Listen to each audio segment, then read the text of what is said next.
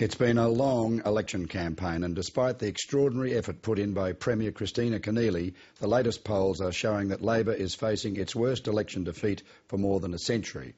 With me now to discuss the campaign and the consequences of a probable O'Farrell landslide are John Hewson, former leader of the Federal Parliamentary Liberal Party, and Graeme Wedderburn, former Chief of Staff to Premiers Bob Carr and Nathan Rees. Gentlemen, welcome.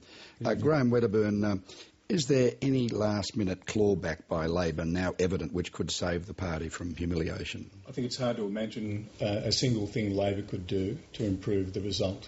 Kristina Keneally has campaigned bravely and energetically, but Labor's depressed primary vote has been in place more or less for the last 2 or 3 years. So you give her points for bravery, but she hasn't moved. If it was centred around the leader and her marketability, she hasn't moved the vote at all. It's a full day too early to tell exactly how the electorate will respond. So it's impossible to say precisely where Labor's primary vote will land. But I think Kristina has campaigned bravely and energetically, and for most of this campaign set the pace of the campaign. But I think, in fairness to her, she started the year with one arm tied behind her back with the privatisation sale being so badly managed. We'll get to recriminations later if we've got time. John Hewson, have you making a prediction? Look, I think the polls today say somewhere between 14 and 20 seats will remain in the hands of the Labor Party.